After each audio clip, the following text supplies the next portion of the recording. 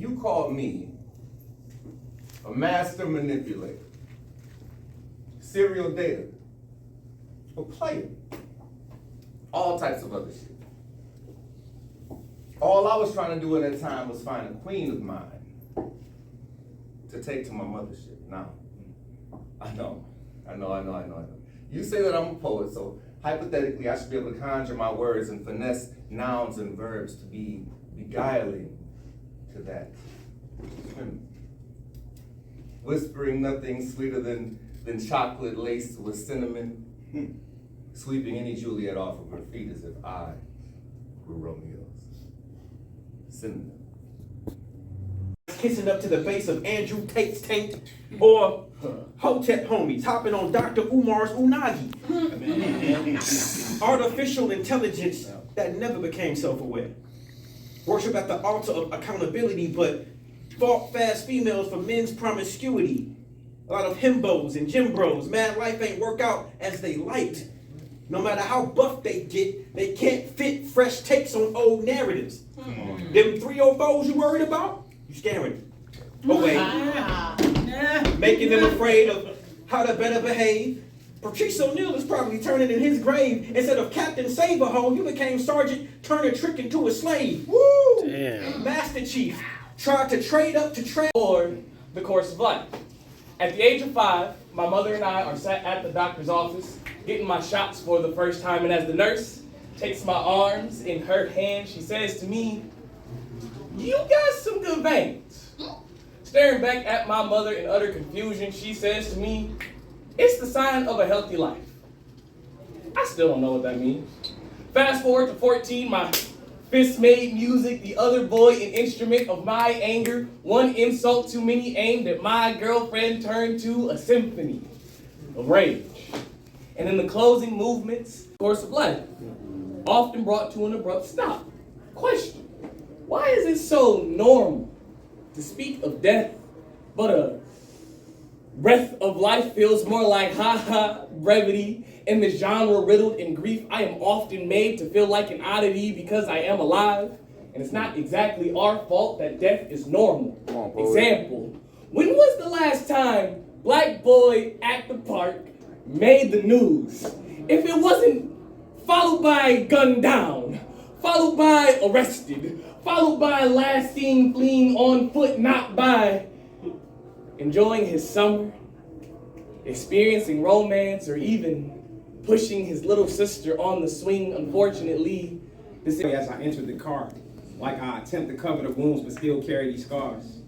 You told me you were happy for me. Y'all, this was a complete stranger. I wish the ride lasted longer. I was in no danger. I said I wish the ride lasted longer. I was in no danger. So yeah, I had a date with a beautiful woman. Memories I cherish. We wish I could relive the moments. We both had a great time. Figured it wouldn't be our last. Somehow she couldn't recover from the trauma of her past, failed relationships, and I can't blame her. I got some baggage as well, but as long as we keep it honest, I know that we can never fail. I wrote her a poem, an ode to how she makes me feel. Asked her for one thing: always keep it real. Now, I wrote poems before about a few special ladies, but she made me feel things Lies. Your lie, I couldn't deny. You left us for another woman to make another kid. The 4 of us, weren't we enough?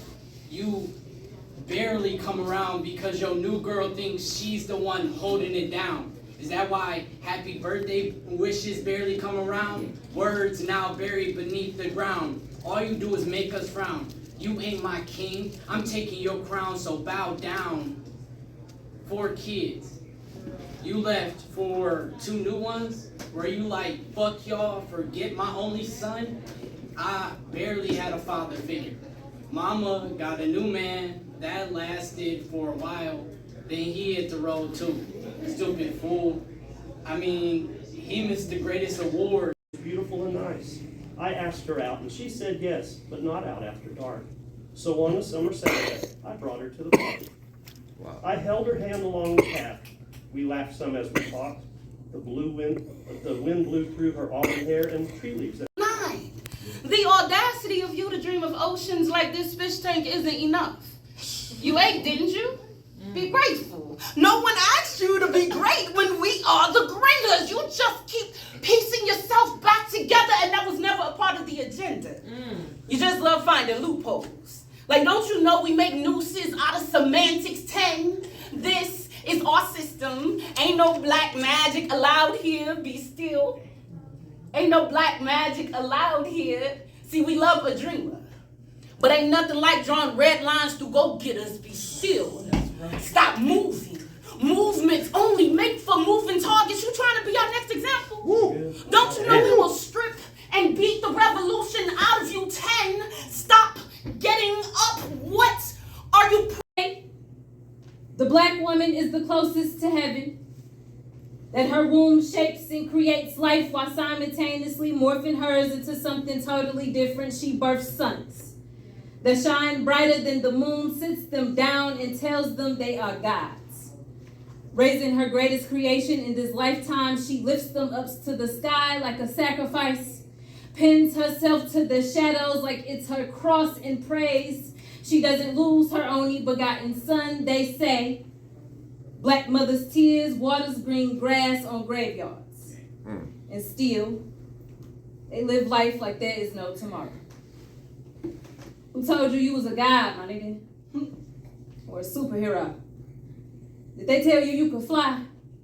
Feel the clouds on your... Be magnetic. In a room that nobody see. As you stand in front of these people, kind of burning in a third degree, you think of the things that you could be. Because it could be peace, love, or grief. As you go through that experience of this world, and to be honestly, I could feel myself shrinking, surrounded by nothing but treacherous love. Those who go through the things, I don't know, life as you say, it could be hard. You constantly give your all to find downfalls, and you're trying to find a way to just conquer it all. Remember where I used to have peace, and I used to have serenity in these things, and my grandma used to sit there and part my griefs, but now it seems kind of bleak. And the things that I seek, is so far away from me, but I can hear my ancestor whispering, telling me that there's something great. So passionate. You know what sounds like sex to me? Shh. Listen. Shh. She's like the rain when it falls on the walls of the outside, or the inside of a shower if you listen with the far side of imagination. She's like the rain when it falls on my head in my bed when I tilt to catch a drink on my tongue, my thirst that much worse when she comes. Or a plane at a distance the instant that it lands. And that plane's parked right outside. And it's the Mile High Club when I rub your back and distract your senses from the sky and eat fly. That sounds like sex to me. The voices you hear when you're near enough to touch. The depth of sound from a man's chest can arrest a woman in feral longing. Deeper and deeper he goes. Or rather, he follows to the place that you lead and the place that you need him. Listen to him. Does that sound like